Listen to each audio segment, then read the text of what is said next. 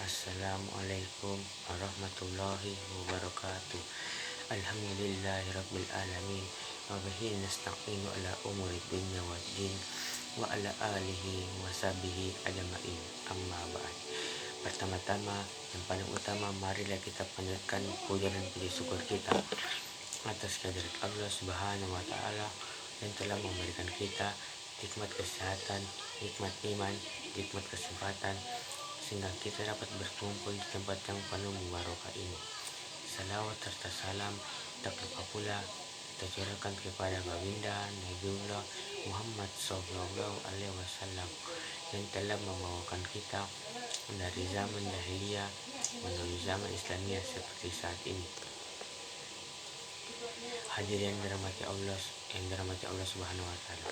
Pada kesempatan yang berbahagia ini, saya akan menyampaikan kultum tentang ikhlas. Mungkin semua orang telah tahu apa yang namanya ikhlas. Sering orang yang mengartikan ikhlas dengan melakukan sesuatu tanpa mengharap imbalan apa-apa. Dalam agama kita, ikhlas adalah melakukan sesuatu karena Allah Subhanahu wa taala.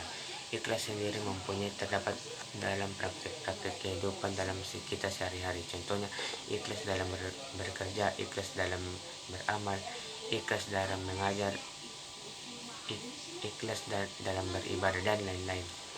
Nah, contohnya apabila kita masukkan dalam konteks ibadah, maka ikhlas berarti melakukan ibadah Allah Subhanahu wa taala, bukan hanya lain, bukan karena ingin dipuji, bukan karena ingin terlihat soleh, tapi benar-benar semata hanya karena Allah Subhanahu wa taala. Allah berfirman dalam surat Al-Bayyinah ayat 5 yang artinya tidaklah mereka diperintahkan kecuali untuk mengikhlaskan agama untuknya. Ayat di atas menerangkan pada kita tentang berlaku ikhlas dalam beragama.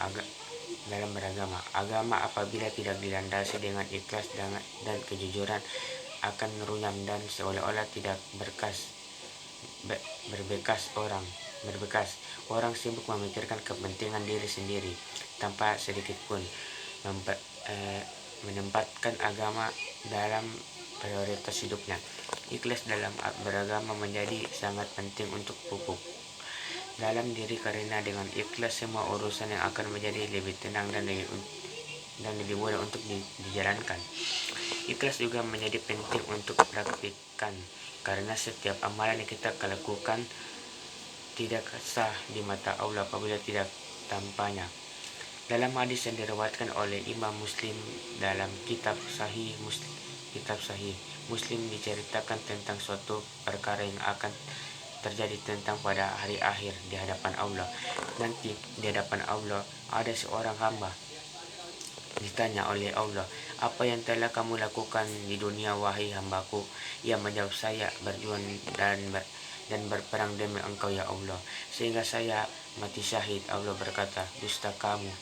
Sebenarnya kamu berperang bukan karena aku, melainkan agar disebut orang yang berani. Kini kamu telah menyandang gelar tersebut." Kemudian Allah memerintahkan agar dia dicampangkan dan dilemparkan ke neraka. Kutipan di atas adalah contoh orang yang beribadah dengan tidak ikhlas. Kisah tidak ikhlas dan mengharap selainnya. Kisah ini menjadi tamparan keras bagi kita yang melakukan sesuatu bukan karenanya. Semoga kita termasuk orang-orang yang Allah lindungi dari hal-hal tersebut. Itu amin. Hadirin yang dirahmati Allah Subhanahu wa taala. Dalam beramal, ikhlas menjadi ukuran sebesar apa pahala yang kita dapatkan. Semakin ikhlas seseorang, besar juga balasan yang diterima. Semakin murni karena Allah dan melakukan sesuatu, maka semakin bernilai amalan itu di sisi Allah Subhanahu wa taala.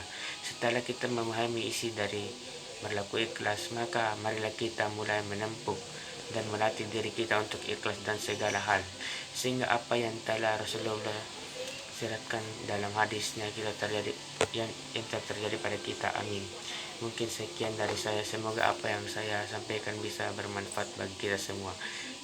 Terima kasih atas perhatian. Mohon maaf atas segala kekurangan. Wabillahi taufiq wal hidayah. Wassalamualaikum warahmatullahi wabarakatuh.